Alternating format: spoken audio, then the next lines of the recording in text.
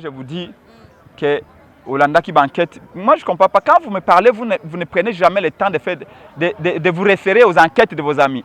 Le coup la baninga la bino à France 24, le coup la baninga la bino à TV5 Monde, il y a RFI. Le coup la passer à l'Igodi Bozana Bango Awa. Basali banquette. Boka qui réquisition information, il y a tribunal, il y a Congo parquet Awa. Oyoka ki ndenge basenga ki na Raw Bank ayebisa biso esikani na tini mosolo ba Congolais. Bokenda te na Raw Bank awa bokende komona DG wana Raw Bank Charity Mans botuna ye mosolo ezake pa na yo awa. Tomona kabino se tongo makasi bokei pa kamera bokenda kozwa ba enveloppe to bokenda kozwa nini. Ngana kasi bokenda ke pa kamera pona kotuna yo yali directeur ya cabinet ya Chilombo. Ba ko soupçonner ba ko loba ete mosolo ebimaki na caisse. Ebimaki na compte ya Raw Bank. Yo yali directeur ya cabinet ya Chilombo. Yebisa bito mokanda moko te ko bima na cabinet ya Chilombo sao yebango. Nana bimisa mokanda wana. Nana senga kiete mbongo ebima. Ba bimbongo bina ba tranche belé. Eza enquête ya RFI nde lobi yango. 6 millions, 4 millions, 5 millions. Mosolo wana ke yiwapi. Ala el kamande akoloba mosolo longaki na banque oui ou non, elongaki na banque. Mosolo ngo ke yiwapi. L'affaire est en justice oyebi yango. Oyoki groupe moko ba avocat ya Félix babimi na télévision pe na radio Top Congo balobi esengeli Vital Kamerhe a démissionné ali ko salir honneur ya Chilombo. Sika yoko tuna ngai oza ba référence tellement belé que lelo likamba 15 millions ezali établi que très probablement l'argent serait sorti en faveur de la présidence.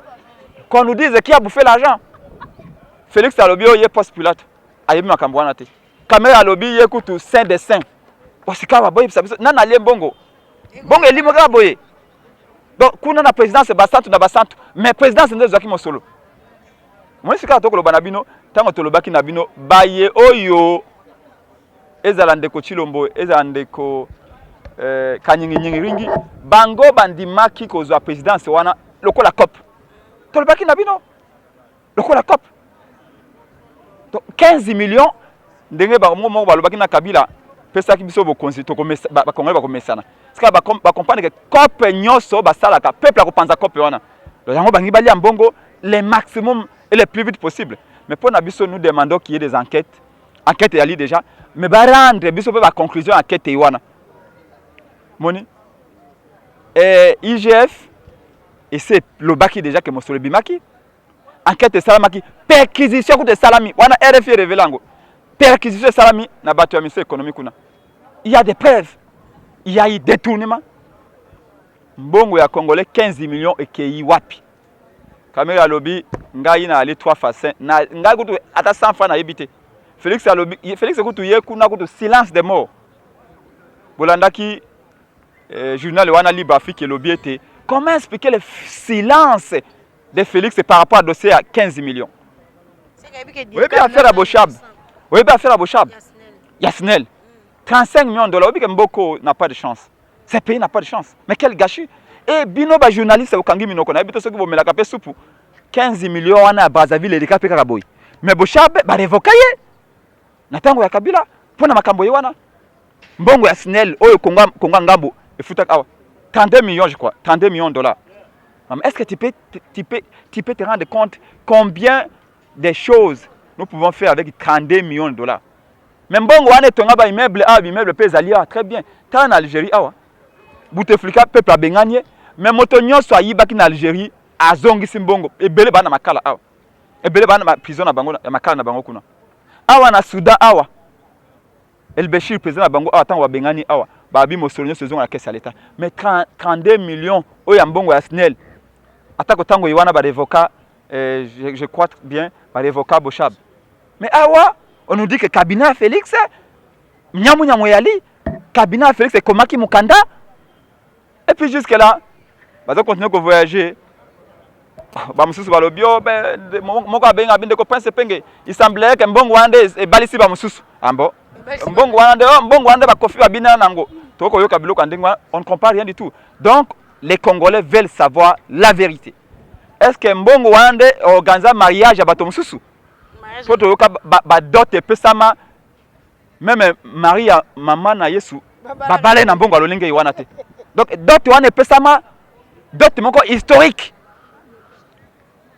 d'autres l'équipe a d'autres tout depuis histoire Congo banda ya d'autres wana salamaka wana d'autres nani d'autres ngo babe sama la limite na ibitu suka nani mais d'autres wana toyoki sikawa kato wana comprendre que na mbongo ya Congo donc ba mama bipupula kingasani c'est 15 millions ba mama na chayer bananya tout ça ba ko benga na bango na ville o le basa banga ta wenzi obike ba mama lelo na Congo plus de 70% ba Congolais ba tekaka bana ba wenza malonga te so to 15 millions ka pona ko tonga ba wenzi na kisa to komana ko tia ba climatiser na ba wenzi na 15 millions. Donc nous voulons que l'argent des Congolais. Mbongo wana eloba ema pepe kale escroquerie. Mbongo wana kezonga na kesa l'État. Oui. Yo monyango message. Ngana mwana clip. Clip ani. Clip lokola ba fali ba kofi ba sala kana ngina musique na sima. Ba FCO ba melu so ba conseiller na poto. Ba conseiller ngo ba commencer ça ba clip. Amoni mutu ako sala vraiment batu ba entraîner kitoko coaching moko parfait. Na ba geste na aucune musique na rien fond et tout ça non mais c'est du cinéma et to lobaki na bino nzete ya manga ekoki kobota safu te jamais okotindaka mwana na yo matin na nzete ya safu mais kitana manga ikala te pouvoir otina kinga kati ne peut rien faire pour les Congolais, ça c'est la vérité et conséquence 15 millions yango to komona awa to komo luka 15 millions na mwinda ba mususu bazui ba torche ba mususu bazui ba kolema ba mususu bazui ba groupe électrogène na ba mususu ba kena infrarouge ba mususu balati ba lunette ba ko luka 15 millions ba Congolais kei wapi. Oh, la présidence na chambre ni. Toyoki motomoko boya lobio, cet argent est lié sûr. Ah bon, lié sûr. Mais lié sûr les la banque centrale, to compte bancaire à l'État. Lié sûr comme chambre ba tomsus. Ya ba directeur ba cabinet na banane. Non, nous pensons que comme je t'ai dit, quoi qu'il arrive.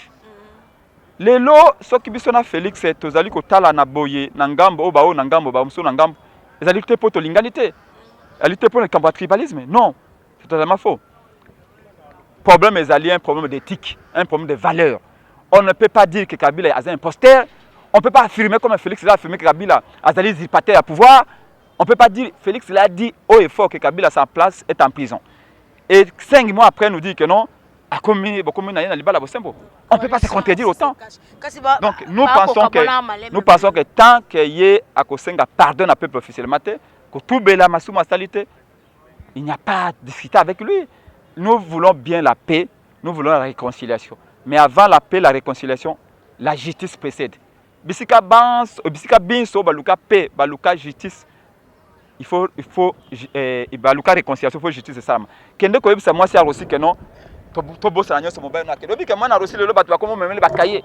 Tu crois que Rossi mon frère aussi de son vivant. Azaki na besoin ba memela moi na ba kaye. Que moi, c'est aussi le lorsque moi dans l'hôpital, c'est un bongo. Alors que quand son mari était là, son mari pourvoyait à tout. Tu peux dire à moi, ça tient que non, oublions ton mari, parce que Kabila a Kabeli, Félix, c'est pouvoir. Tu crois que moi, ça tient que ça deuil, alors qu'il même pas ici, moi, Kundama. Non, soyons sérieux. La réconciliation va ça suivre. Mais pour l'instant, nous voulons la vérité, toute la vérité, rien que la vérité. Et en ce moment-là, le Congo va faire la paix. Tout le monde en Allemagne, en France. Territoire, il y a Lorraine, Alsace et Lorraine. Bah, disputé pendant des années. Il y a eu des milliers de morts. Mais l'Allemagne et la France ont fini par se réconcilier. Mais après qu'il y ait la paix, et la paix a été précédée par la recherche de la vérité. Combat de vérité des îles, bien sûr, parce que vérité des îles veut dire dignité d'un peuple. Si la religion chrétienne demeure jusqu'à aujourd'hui, ce n'est pas parce qu'il n'y a pas eu des gens qui ont combattu la religion. C'est parce que les chrétiens ont été combattus depuis la nuit des temps. Mais c'est parce que la vérité finit toujours par triompher. Et Alain Ganze Momoko Alobaki, Félix Oisé, quoi, pour ne pas les citer à l'obi, ce qu'on coûte une vérité. À tes bébés sur Bilamba, c'est Pelakaka. Et tu rappelles qu'il y a célébrissime phrase et à Tata Lutumba Alobaki, Mondela Samando qui a Koboma Bato. Mais Koboma vérité, Mondela Kokite. La question ici, c'est que ce qui totiki tricherie au boy. Et que commander institution tricherie. Bakotia 5e institution, en gros, tricherie électorale. Et chaque cycle électoral, il y aura toujours tricherie. À ce moment-là, moi je propose un choix simple.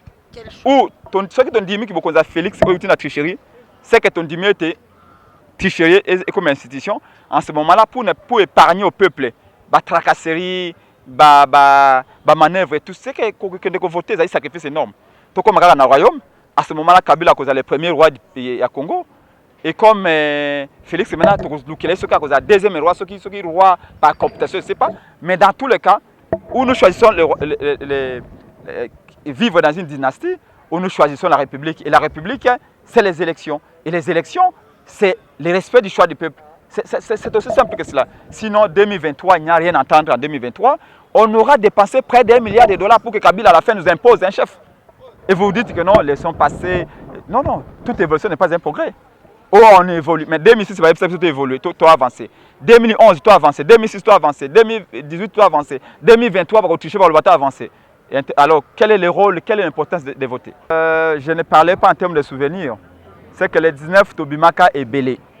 Na ebete jou wana ezaka ba vrai combattant lokola ba Frank Diongo tango iwana tata mokonzi kolo Martin Fayulu na rara combattant ba bimaka ba Vital Kamerhe ba kima ba mona na kuduté na terrain to kitaka na nzela résistance bandi échanger ngamoko je me rappelle jou wana na bima limité tellement massa c'est kaka mingi na salaka 5 jours na commune parce que moi kozonga limité ya la raté pour dire que Tobimaka pona ko exiger na CENI a convoqué corps électoral pour dire combien combat oyo Ewuti musika pe bato belé bakufi pona tozwa maponomi à 2018 yango moni que tino lelo toza ko s'accrocher na résultat parce qu'on ne peut pas faire par exemple 100 km pour gagner un combat et na moment où gagner combat un homme s'impose en disant bah souffrance à peuple congolais tout au bois kango non donc yango moni tata mokonzi kolo Martin Fayulu a azali ko organiser na ba église catholique mais samunene na paroisse Saint-Joseph ya Matonge les 19 oyo pona ko kanisa bandeko banso bakufaki mokolo ya les 19 septembre 2016 tango Tobimaka pona ko senga na CENI a convoqué corps électoral pour la simple et bonne raison que pour nous nous considérions que mandat ya Kabila deuxième mandat na esilaki régulièrement mokolo iwana et qu'il fallait que CENI a bengisa ba congolais ba voter malheureusement lokola CENI et alaki pe ezali na libenga Kabila Cour constitutionnel et Zalaki Pe na Libenga Kabila, baboyaki ko la volonté à peuple.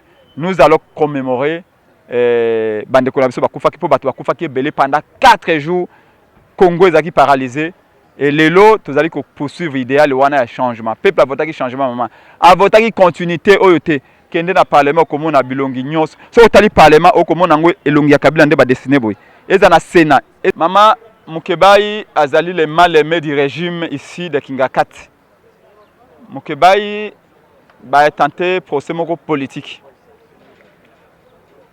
Tout le monde s'y cache, tout le monde déjà que le régime ya Kabila na Chilombo nde memi Mike Mukebai awa.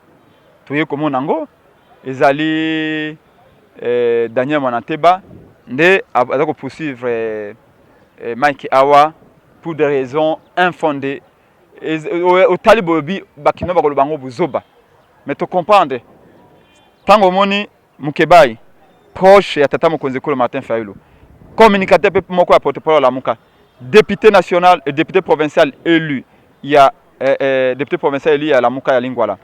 A longa qui peut m'apponomi à niveau national, mais bato ya kamere wa boto la poste na ye. Et puis nana ko funda ye, ezali moto ya kamere wa kanisa ki eta comme ministre.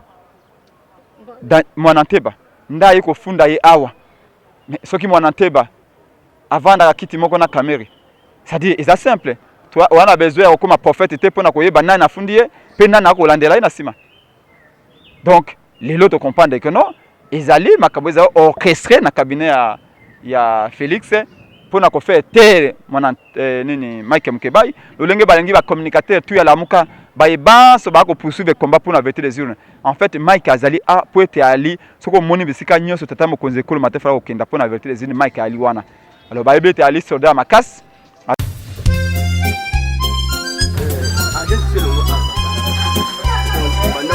awa je sais le moi papa bengana bango ba seba bantique tout papa bomeli siffler tomeli siffler Kamakande ça c'est ouais voilà non c'est tout le monde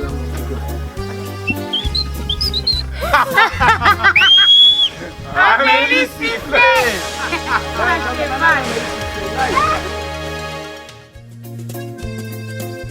c'est biloko na agence moko na lemba bagence nyonso eza ya mavwanga saba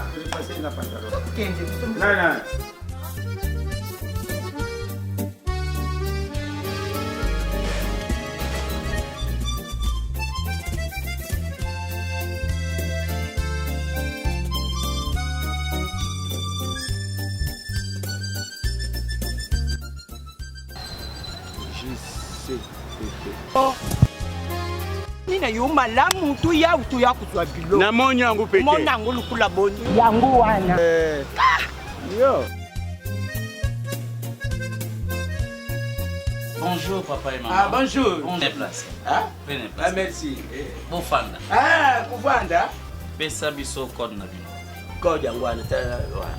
La mukeka ka papa. C'est Makaya Mayuma. C'est Ngai yote o. Ngai nde. ça carte de lecteur papa. Papi. Logo ya deux colis oyo hein. Papa Makaya Mayuma, tala Makaya Mayuma. Papa, bo baloka na sima na dépôt boza biloko na. Yewana JCPP mokonzi ya ba agence nyonso yende kilo ya makambo ya kotinda biloko pe kozwa ata oza na nombre ba conteneur eboni tala dépôt na biso okomona confiance. JCPP, la rapidité, la sécurité. Oh ya c'est kolela ya bato makambo la bino souci ya ba agence sili et pas na biso. Tala biloko eko kita moto azana esengo kuna tozwami wapi tozana France tozana Suisse tozana Allemagne tala bato bakosepela azwi andimite epa na biso boke senezali